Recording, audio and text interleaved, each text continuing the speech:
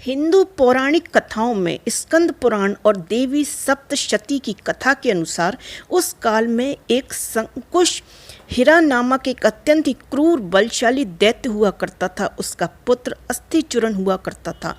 अस्थिचूरण मनुष्यों की हड्डियों को चबाया करता था। वो मनुष्यों की हड्डियों के साथ साथ अब देवताओं पर भी प्रहार करने लगा। तब देवताओं ने उसके अत्याचारों से परेशान होकर उसका अंत कर डाला। उसी काल में एक रक्तबीज नामक दैत्य हुआ करता था। जब अस्थिचूरण के मरने के बाद रक्तबीज को पता चली तो उसने भी देवताओं से अस्थिचूरण के वध का बदला लेने की सोची और उसने परम पिता ब्रह्मा जी की तपस्या 5 लाख वर्षों तक की। तब उसकी तपस्या से प्रसन्न होकर ब्रह्मा जी ने उसे दर्शन दिए और वरदान मांगने को कहा। ब्रह्मा जी को देखते ही रक्तबीज ने उन्हें प्रणाम किया और कहा, हे परमपिता, मुझे ये वरदान दीजिए कि कोई भगवान, देव, राक्षस, गंधर्व, पशु, पक्षी कोई भी मुझे मार न सके और मेरी शरीर से जितनी भी बूंद खून की गिरे उतनी बूंदों से मेरी ही तरह एक बलशाली पराक्रमी दैत्य का जन्म हो। ब्रह्मा जी ने रक्तबीज से कहा, हे रक्तबीज, तुम्हारी मृत्यु किसी पुरुष द्वारा नहीं होगी, लेकिन किसी स्त्री द्वारा जरूर हो सकती है। इतना कहकर ब्रह्मा जी तथास्तु बोलकर अंतर्ध्यान हो गए। वरदान पाने के बाद रक्तबीज अपने अहंकार में आकर उसने मनुष्यों पर अत्याचार करना शुरू कर दिया और अपने वरदान के अहंकार में उसने स्वर्गलोक पर भी आक्रमण कर दिया। रक्तबीज के आक्रमण से परेशान होकर देवताओं ने 10,000 वर्षों तक मनुष्यों की भांति रहे। उसके बाद इंद्रदेव ने ब्रह्मा जी के पास जाकर उनसे रक्तबीज को मारने के लिए कहा। तब ब्रह्मा जी ने कहा, मैं उसे मार नहीं सकता क्योंकि मैंने उसको वरदान दिया है। तब सभी देवतागण विष्णु जी के पास गए और उनको अपनी व्यथा सुनाई, लेकिन विष्णु जी ने भी कहा, रक्तबीज के वरदान के कारण मैं उसे मार नहीं सकता। तब सभी देवतागण हताश होकर आखिर में कैलाश गए, लेकिन शिवजी कैलाश पर नहीं थी। वह तो केदारनाथ पर सरस्वती नदी के किनारे ध्यान में लीन थी। उसके बाद सभी देवतागण केदारनाथ धाम पहुँचे।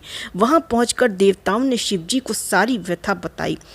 तभी ब्रह्मा जी ने शिवजी से कहा, मेरे ही वरदान के कारण कोई भी पिशाच, भगवान, देव, राक्षस, गंधर्व, पशु, पक्षी या कोई भी मनुष्य उसका वध नहीं कर सकता। उसका वध केवल एक स्त्री कर सकती है। तभी शिवजी ने सभी देवताओं से आदि शक्ति की स्तुति करने को कहा।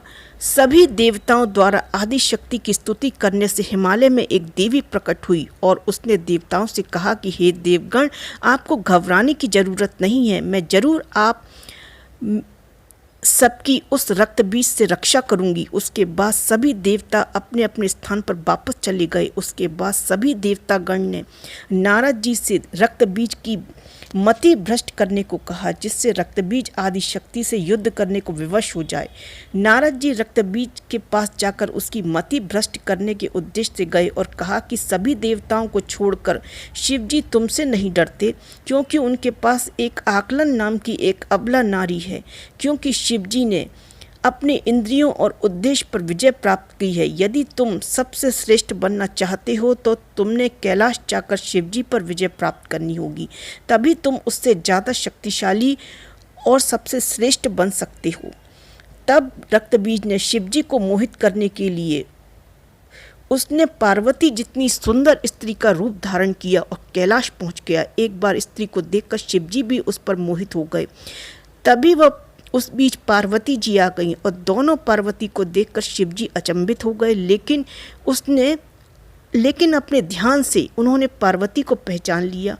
उसके बाद शिवजी ने क्रोध में आकर रक्तबीज को श्राप दिया कि जिस स्त्री माहेश्वरी का तुमने भेष धारण किया है, वही स्त्री तेरा वध करेगी। इसके बाद रक्तबीज अपने स्थान पर वापस आ गया और अपने मंत्री को सारा घटनाक्रम बताया और कहा, यदि पार्वती मेरी हो जाए तो शिवजी का ध्यान टूट जाएगा और मैं उस पर अपनी विजय प्राप्त कर लूँगा। और रक्तबीज ने अपने मंत्रियों को पार्वती को लाने का आदेश दिया और कहा, यदि वो न आए तो उसे जबरन पकड़ कर लाया जाए। रक्तबीज के आदेश के बाद सभी दैत्य कैलाश पहुँचे और माता पार्वती को चलने को कहा। ये बात सुनकर माता पार्वती अत्यंत क्रोधित हो गईं और उनका विनाश करने लगी। उनमें से कुछ दैत्य वापस आए और रक्तबीज को माता पार्वती की शक्ति के बारे में बताया। उसने कहा, रक्तबीज ने चंड मुंड जैसे दैत्यों के साथ कैलाश जाकर माता पार्वती से युद्ध करने लगा। फिर ये देखकर माता पार्वती ने अपनी क्रोध की ज्वाला में चंड मुंड का विनाश कर दिया, लेकिन फिर भी रक्तबीज अभी जिंदा था। उसके खून की जितनी बूंदें गिरती थीं उतनी ही रक्तबीज उत्पन्न हो जाते। तब माता पार्वती ने काली का रूप धारण किया और रक्तबीज के खून से उत्पन्न दैत्यों को मारकर उनका खून पीती गईं, जिससे दैत्यों का अंत हो सके। और माँ काली सभी लोगों की शक्तियों के साथ रक्तबीज से लड़ने लगी और रक्तबीज के शरीर की एक एक बूंद को उन्होंने पी लिया, जिससे और रक्तबीज न उत्पन्न हो सके। और इस तरह रक्तबीज का अंत हो सका, क्योंकि रक्तबीज का अंत करने के लिए माँ काली को उसका और उसके खून से उत्पन्न दैत्यों का खून पीना पड़ा था। इसलिए तभी से माँ काली राक्षसों को मारकर खून पीने लगी।